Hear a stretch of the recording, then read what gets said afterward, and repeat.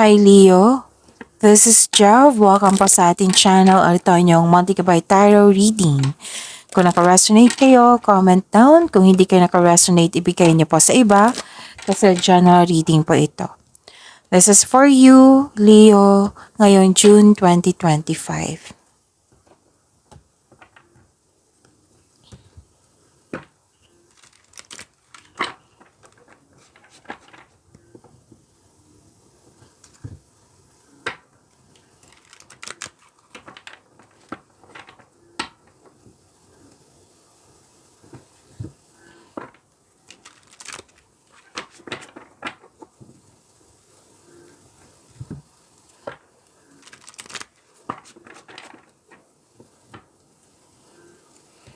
Para po ito sa inyo, Leo.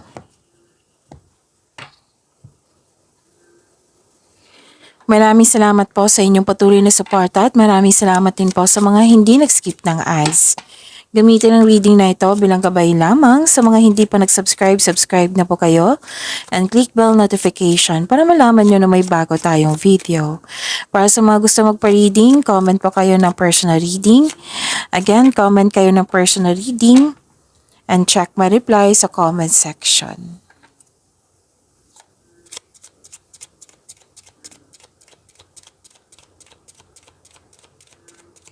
Mga ganap pa po para kay Leo ngayong June 2025.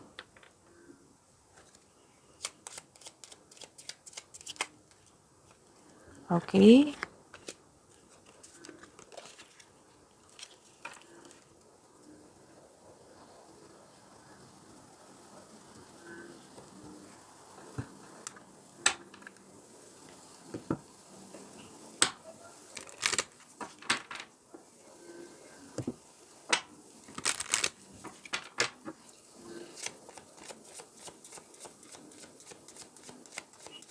Spirit Guide, Angels, Archangels, Guardian Angels, message pa para kay Leo. I need 2 cards po.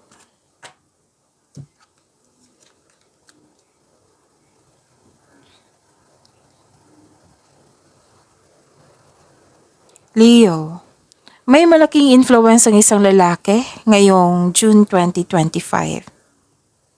May concern kayo dito sa mahirap kausap or sobrang stricto? Nahihirapan, nabibigatan, pero tinulungan mo yung sarili mo para magkaroon ng pag-let go at nagkaroon ng transformation. So, ito na yung ending with new beginning. May separation ako nakikita dito. Maraming cases separation po. Pwedeng literal na separation. Pwedeng separation para magkaroon ng long distance relationship. Pwedeng separation of responsibilities. Pwedeng closure, end of contract, space, limitation, boundary. Basta itong pangyayaring ito, magkakaroon siya ng ending with new beginning. May parating po na malaking pera, Leo. Pwedeng cash, pwedeng check. Kasi may nakita rin ako check dito. At malalaman mo din yung totoong intention sa ng tao sa iyo. 3939, soulful success. Your soul's evolution aligns with success. Embrace inner transformation for a fulfilling future across all aspects of life. So this is the clarification of your card na may transformation na magaganap. Oh, this is a third card na may transformation nga. 3030, embrace transformation. Embrace transformation. Your future is bright as you evolve and grow.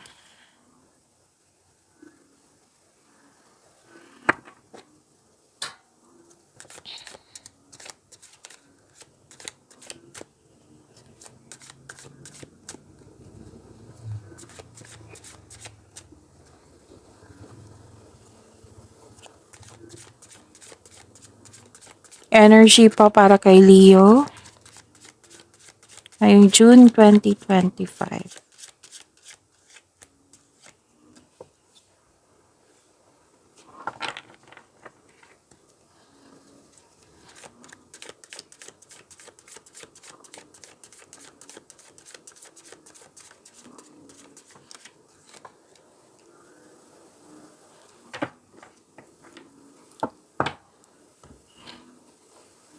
Kung may narinig kayo or may nakita kayong repeating message, yan po yung pinupush ng cards nyo.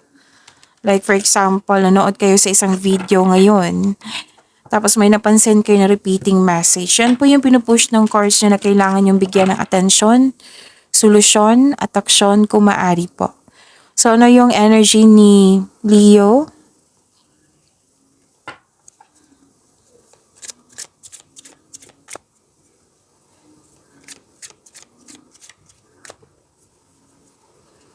Leo. So this is wealth, family, inheritance, completion of cycle, makakatanggap ka ng mana, pensyon, retirement, o masaganang ani ng buhay. Nag-spend time ka rin dito sa group of people and I believe this is your family. Nag-save ka para sa iyong sarili, sa pamilya, at sa isang specific person. Natutulungan mo siya para makamit niya yung layunin niya sa buhay.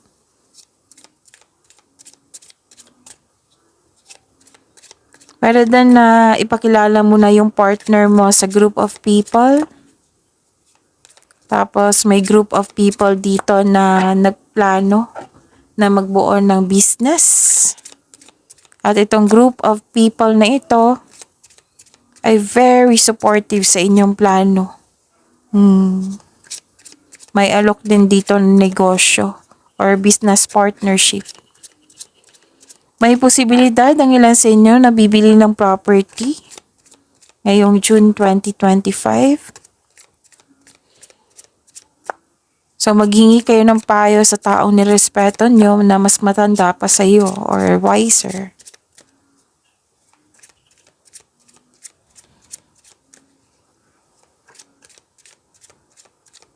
So this is support ng grupo ng tao. Ang ganda.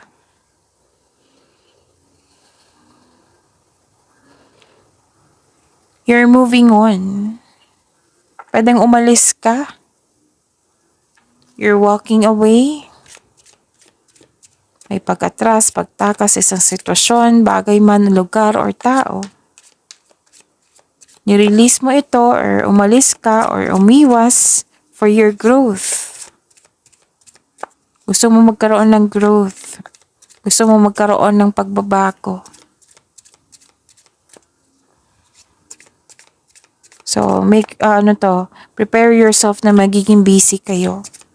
Yung sabi dito sa oracle cards nyo na yung taong mahirap kausap, parang nag-decide na kayo nito na umiwas na lang, lumayo sa kanya, umalis, yung sabi ko sa inyo na separation. Nag-decide ka dito. Nag-decide ka kasi you're not happy na. Or, you want to grow. You want to grow at magkaroon ng expansion. Gumagawa ka ng aksyon dito. Spirit guide, message po para kay Leo.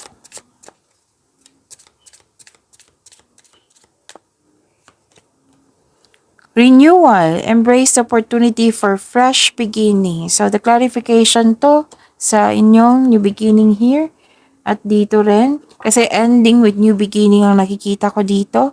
'Di ba? Pagtatapos, pag-iiwas, that is ending eh. Nag-decide kayo kasi you want grow. You want to grow. So renewal, embrace the opportunity for fresh beginnings.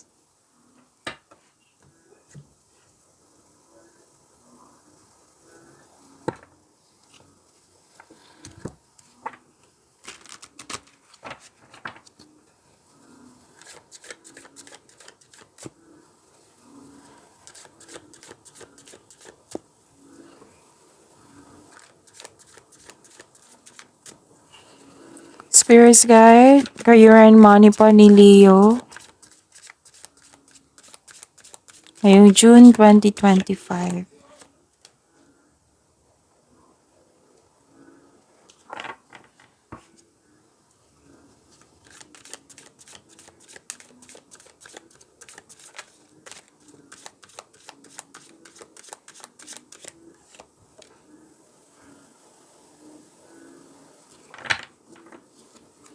Sa career and money nyo, Kitang-kita ko dito yung pagka-burnout nyo.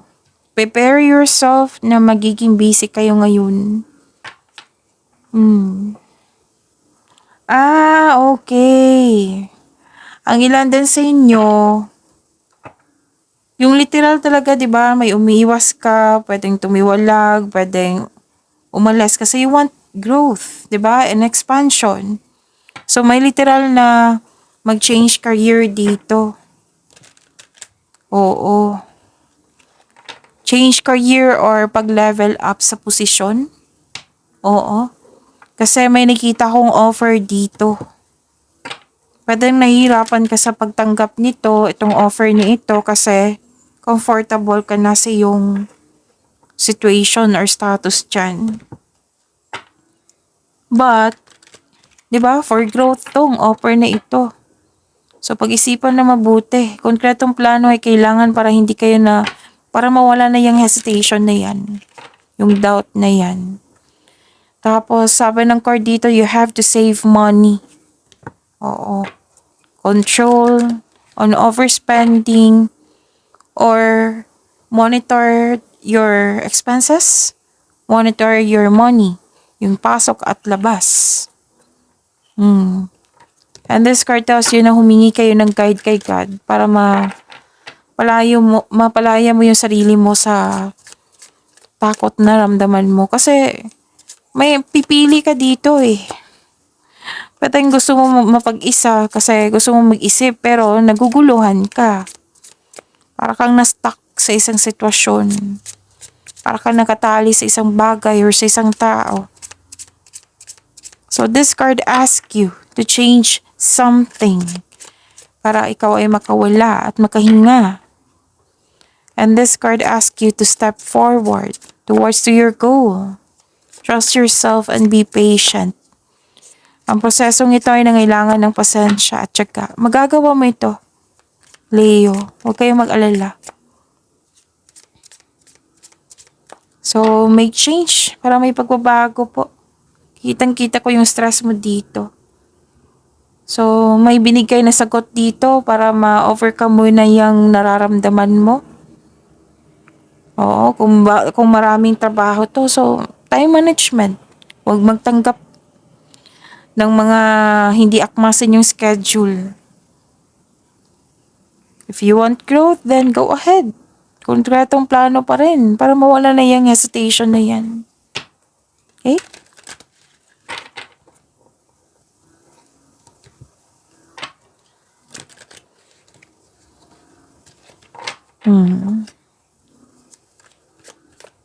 These two cards na confirm siya na marami kayong ginagawa. Maraming iniisip, maraming ginagawa at the same time.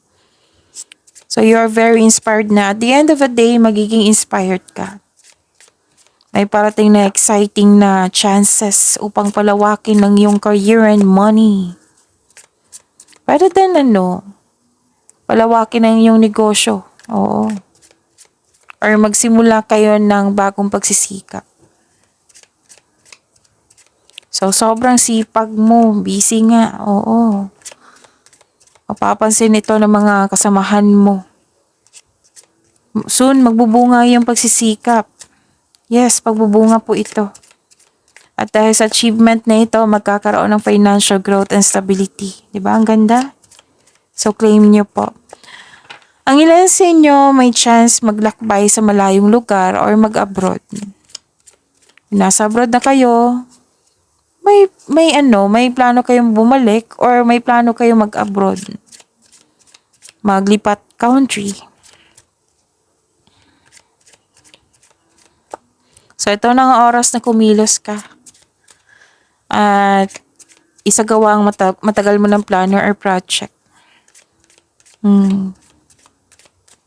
So, pagsisimula ito ng project, paglalakbay ba to, sa inyong pagsisimula ng negosyo, pagsisimula ng connection sa isang tao,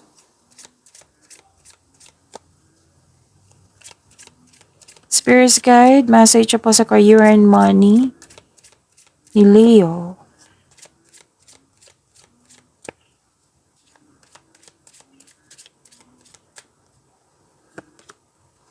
activation. Nakuha mo pa rin.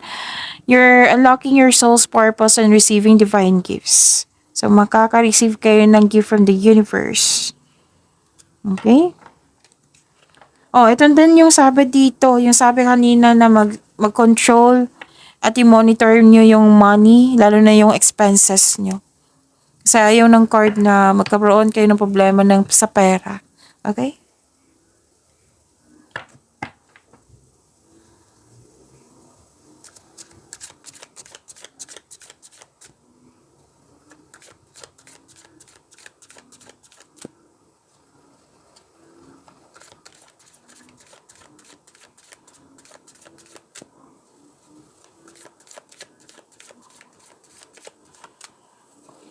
Spirits Guide, Love Life, Self-Love, Partnership, and Romance ni Leo.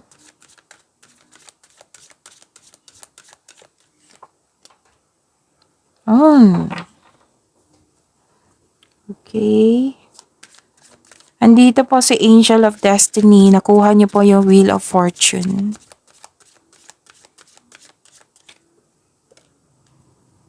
Ganda naman. Leo.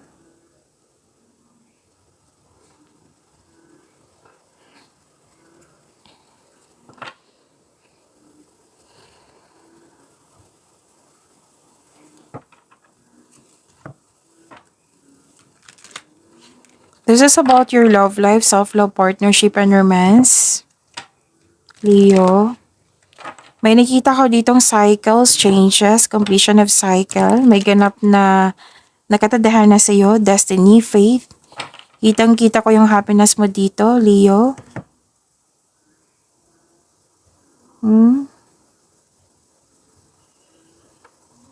And this is good luck and good karma. Sa mga single po, may chance na mamimit mo yung new romantic partner. Sa mga may relasyon, sa buhay mag-asawa, na may hindi pagkakaunawaan, may pagbabago na darating sa inyong buhay na magiging happy kayo. This can also mean a blessing in your relationship. So may magandang new experiences after a time of sadness. So this is a blessing. This is good fortune. May opportunity. Kung nagkaroon ng sadness, nagkaroon ng happiness ngayon. Basta changes po. You're moving from a painful cycle to happiness. So embrace this new situation na dumating sa inyong buhay, Leo. This card tells you to focus on what you can control in order to find peace. Let go na sa hindi mo na makontrol. So this card is a completion of cycle. May changes na darating or blessings. This card tells you na you have strength in new beginnings. The cycle restarts.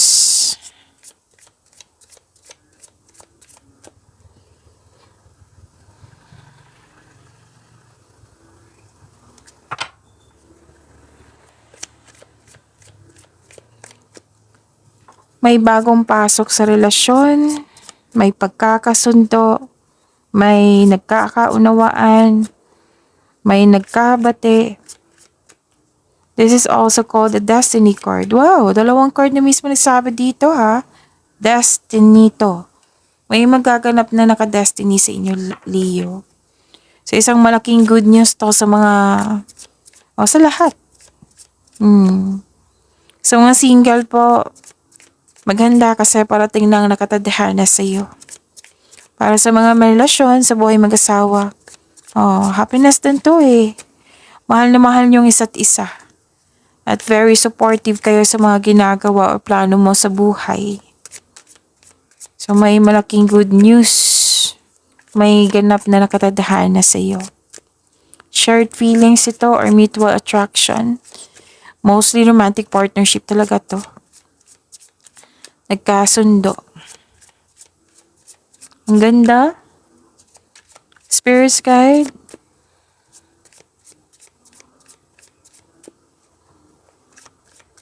Love life, self-love, partnership, and romance. Spirits Guide, message po sa love life ni Leo. Boundaries. Love may challenge your boundaries, protect them. Okay. So, yun, pag-imani niyo po yung blessings sa binigay sa inyo. Leo, see you tomorrow. Maraming salamat po.